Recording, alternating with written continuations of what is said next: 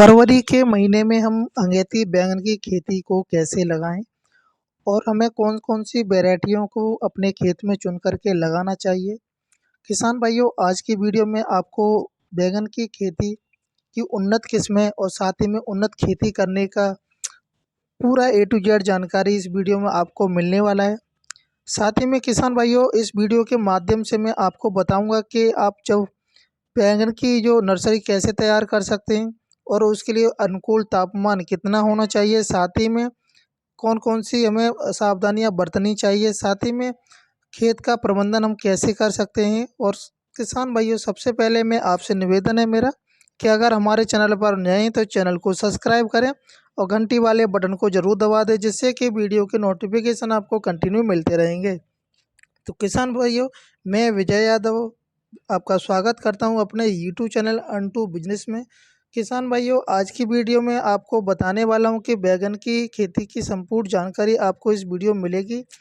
तो सबसे पहले मैं आपको बता दूं किसान भाइयों, जो बैगन की खेती के लिए जो उच्चतम जो तापमान की जो आवश्यकता होती है, वो आपको 15 से 32 डिग्री सेंटीग्रेड होना चाहिए। अगर इससे कम है या ज़्यादा होता है तो विकास में वृद्धि, जब पेड़ की विकास की वृद्धि को रोक देता है, उसमें ग्रोथ नहीं हो पाता है।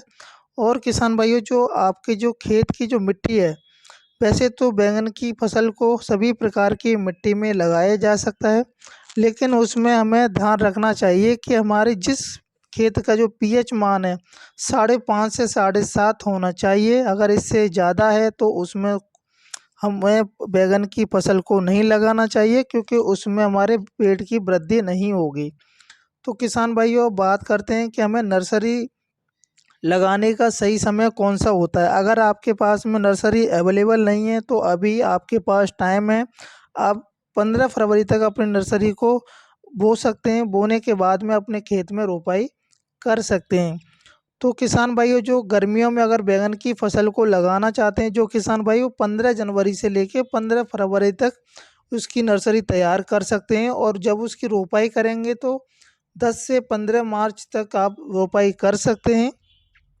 और जब हम नर्सरी तैयार करेंगे तो हमें कौन कौन सी विधि से नर्सरी को हम तैयार कर सकते हैं किसान भाइयों। तो दो विधि के द्वारा आप बैगन की नर्सरी को तैयार कर सकते हैं। एक तो साधारण विधि होती है, जो कि बेड के द्वारा बना करके आप उसमें कुछ आपको थोड़ा सा मेहनत करना पड़ेगा, या फिर आप ट्रे की सहायता से भी आप नर्सरी को तैयार कर सकते हैं। तो किसान भाई, नर्सरी तैयार करने के लिए हमें अपनी मिट्टी को, खेत की मिट्टी को कैसे तैयार करना चाहिए। तो किसान भाइयों, आप मैनकोजेब और कार्बोफोरन ले सकते हैं। बीजों की ट्रीट को करने के लिए आपको ये दोनों चीज़ों का मिक्स करके बीज को ट्रीट करना है सबसे पहले। और जो आपको 1 एकड़ में जो बैगन का जो बीज की जो आवश्यकता पड़ेगी, 300 से 400 ग्राम की आपको आवश्यकता पड़ेगी। वहीं पर 30% गोबर की खाद और 70% मिट्टी को मिला करके जब आप बो देंगे बेड पर, तो उसके बाद में आपको गोबर और मिट्टी का मिक्सअप करके उसको कवर कर देना है। कवर करने के बाद में अगर आप ओपन एरिया में अगर आपने नर्सरी बोई है तो उस पे आप जो बोरी आती है, बोरी से ऊपर से ढक सकते हैं या उसके ऊपर नेट लगा सकते हैं। वहीं पर किसान भाइयों, बात करते हैं कि जो बैगन की जो फसल है कम से कम 6 से 7 महीने तक कंटिन्यू चलती रहती है। तो हमें इसमें बहुत ज़्यादा सावधानियां भी बरतनी पड़ती हैं कि हमारी फसल में किस कंडीशन में फूल आ रहा है और किस कंडीशन में फूल गिर रहा है, तो उस समय भी हमें कौन से स्प्रे करने की आवश्यकता रहती है। तो वहीं पर किसान भाइयों, जब आप नर्सरी तैयार करते हैं तो उसमें मैनकोजेब 2 ग्राम पर लीटर और एनपीके 19 19 19 1.5 ग्राम पर लीटर के 3 से 4 दिन के अंतराल पर उसमें स्प्रे कर दें, जिससे कि पेड़ जो पौधा है जल्दी उकर के तैयार हो जाएगी। और साथ ही में जो किसान भाइयों, अब बात करते हैं कि हमारी बैगन की उन्नत किस्में कौन कौन सी हैं। वैसे तो किसान भाइयों, अपनी एरिया के अकॉर्डिंग बीज को चुनकर अपने खेत में बोएं तो सबसे बेटर होता है, कि हर स्टेट, हर ज़िले का अलग अलग तापमान होता है। और अगर आप यहाँ पर जिस वैरायटी ने ज़्यादा उत्पादन दिया है, उसी को आप चुन के अपने खेत में बो सकते हैं। मैं आपको 3 से 4 वैरायटियों के नाम बताने वाला हूँ। आप वीएनआर ले सकते हैं 212, कलश कंपनी का आता है जनक, और वीएनआर उत्कल आता है। इनमें से आप किसी भी बीज को लेकर अपने खेत में बुआई कर सकते हैं। अब बात करते हैं किसान भाइयों कि हमें अपने खेत की तैयारी और खाद का प्रबंधन किस तरीके से करना चाहिए।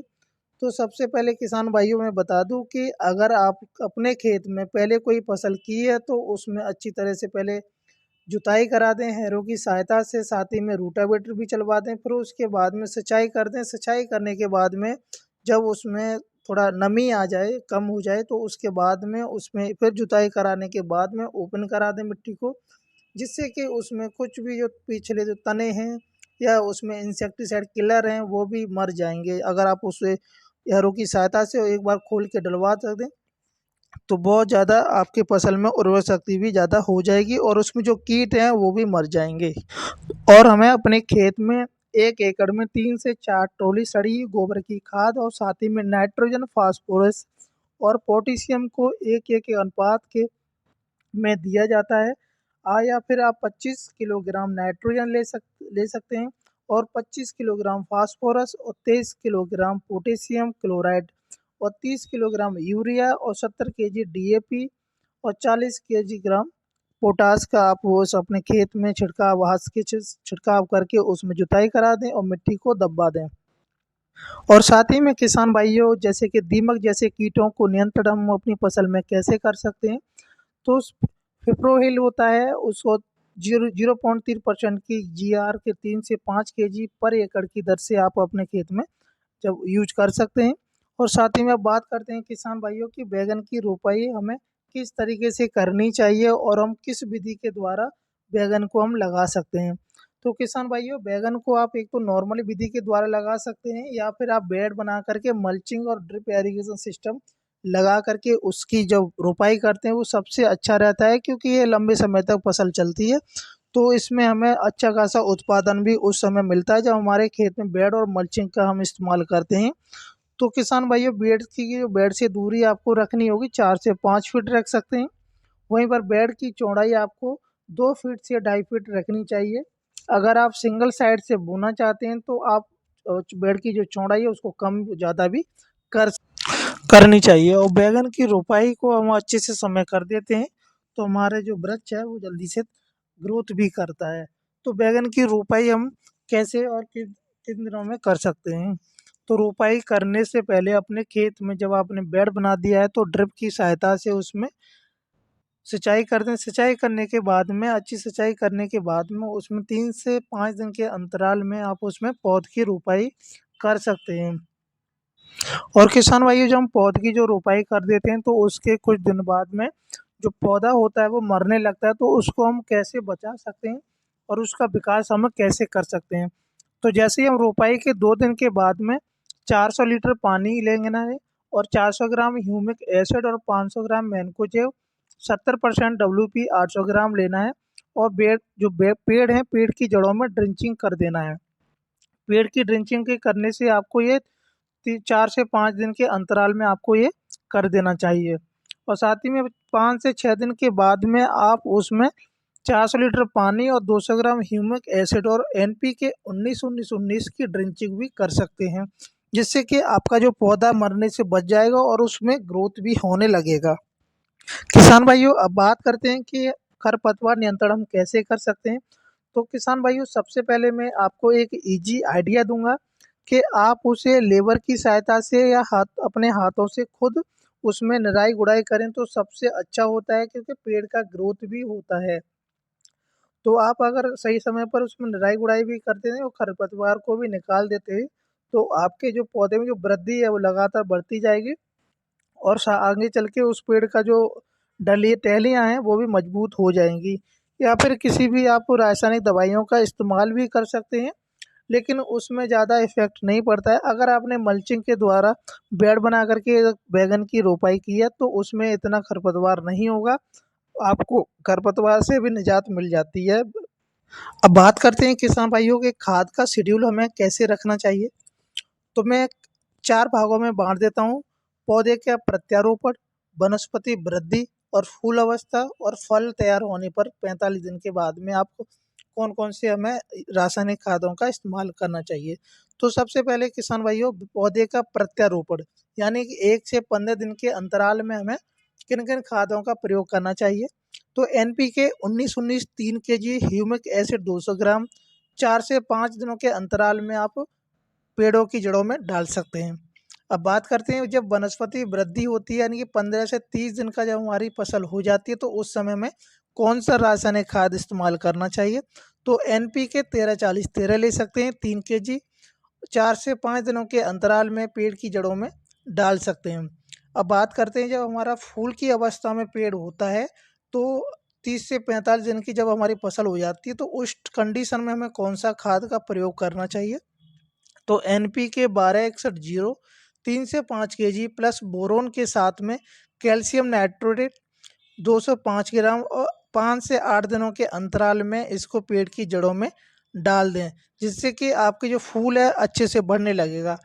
वहीं पर अब बात करते हैं जब फल की अवस्था में हमारा अगर फसल तैयार है, तो उस समय हमें कौन सा खाद का प्रयोग करना चाहिए। तो NPK 0-52-34 3 kg plus folic acid 5 से 8 दिनों के अंतराल में पेड़ की जड़ों में आपको डाल देना है।